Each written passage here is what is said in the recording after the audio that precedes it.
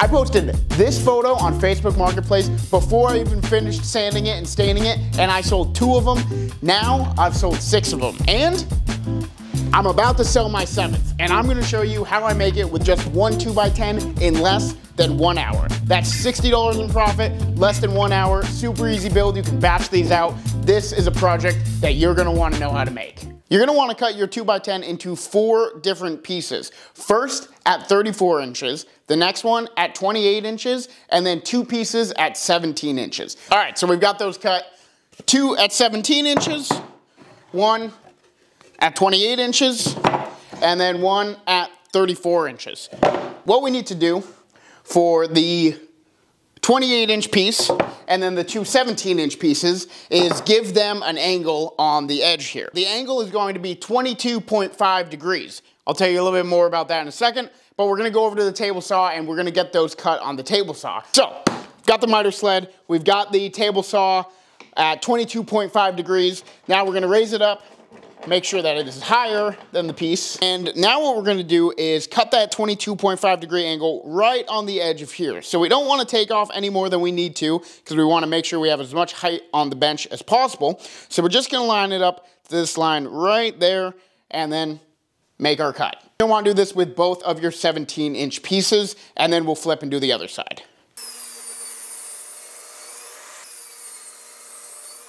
You've got both of them cut at 22.5 on the edge there. We're gonna rotate it now, so this piece, this pointy end, is now sitting up. Basically, we're gonna want the angle to cut through on this side, going from the bottom up to here, the same as it is here, right? So when you put it like this, you've got that angle cut there. I hope that makes sense. I'm sure there's a term for it that I don't know. But again, we're just gonna do the same thing, line it up to that line right there and cut through.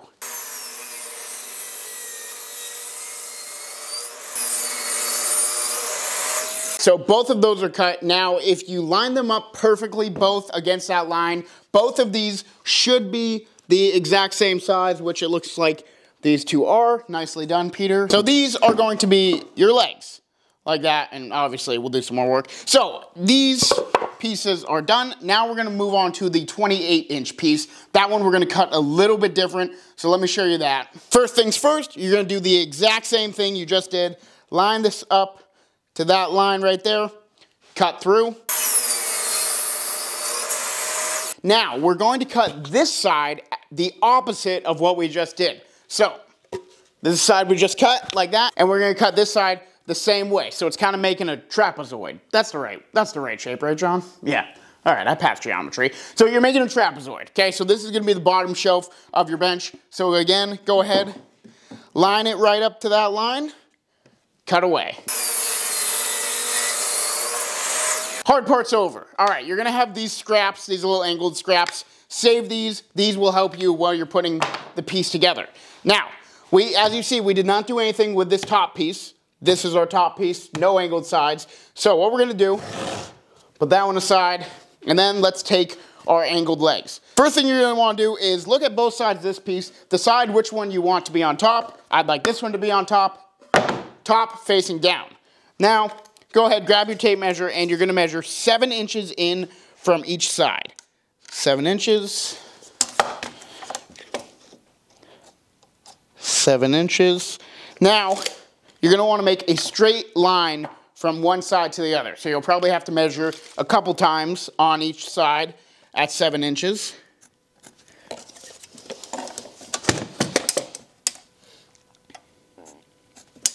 And then take a little scrap. That's a straight edge. And then meet those two. Do that on the other side as well. So these lines are important because this is your guide for this angle right here. So this obtuse angle right here, you like that geometry word? Yeah. The obtuse angle right here, that is going to line up on that line at 7 inches. And then the other piece as well, the obtuse angle there, is going to line up on that piece. All right, why are we saving these pieces? So these pieces are very helpful because this longer side here, see how this one is more surface area than the rest? We're gonna lay that down on the right side of this line, right here, and then we're gonna clamp that down.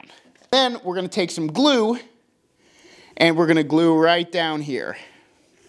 You're gonna wanna take your end grain here and put a healthy amount of glue on here. And since it is end grain, you're gonna wanna rub it in with your fingers a little bit, get it in all those wood fibers right there. Now you have two options. You can either screw this in at an angle, or you can go ahead and brad nail it. Now just go ahead and do that on the other side. Once you've got that all glued and nailed in, you're gonna wanna lay it on its side. You'll see some of these brad nails are still sticking out. Don't do anything with those until the glue has dried. The glue's giving it some stability. The brad nails are in there, but we're just gonna give them a little bit of time before we pound them all in with a hammer. Before we get the bottom on, we're gonna go ahead and mark 2 inches up from the bottom. Mark right there, and then mark right there. And we're gonna do that on both sides. And that mark is going to show where the bottom of your bench is going to meet. Glue it, brad nail it, screw it, whatever you want to do. And we're almost done. We're gonna come back tomorrow morning. We're gonna let it glue overnight because we're tired and we want dinner. But we're gonna let it glue just like this. Let all the glue set in, then we'll hit in all those brad nails that are sticking out a little bit, and then we'll come back, sand, paint, stain. It's gonna look great. Make sure you stay to the end. All right, there it is. It is the next day, nice and dry. All that glue is dry. Now we gotta bang in those brad nails.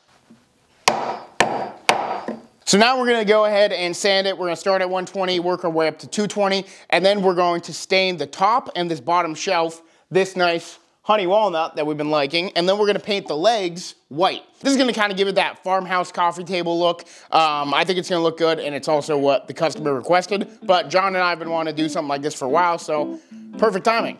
Let's do it.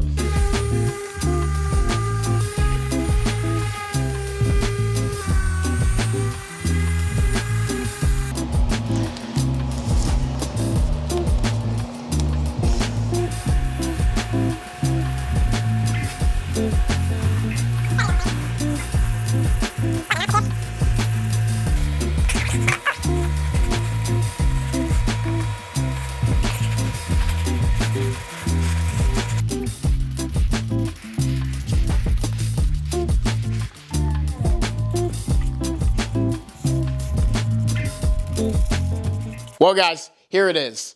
This thing is sick. This might be my favorite project of the year. This came out so good. The paint, the stain, it goes together perfect. I should have mentioned that all of the benches that I sand but I don't stain, those are what I sell for $75. These ones I sell for more. Usually I sell them for $90, $95, but because we stained it and we painted it, this one I'm actually selling for $100. So maybe if you guys do this same exact color pattern, you can get $100 for it. I don't know, in my area, people love these for 75 bucks and they're just bare. So yeah, guys, that's gonna do it. Check the thing out though. That's awesome. I wish we could keep it. We might make one ourselves. That's gonna do it, guys. Thank you so much for watching. If you liked it, make sure you like, comment, subscribe. Comment down below any other videos you'd like us to make, and I'll see you in the next one. YouTube thinks that you would really like this video, and we think you would really like to subscribe, and we would really like you to subscribe. Please subscribe. Bye.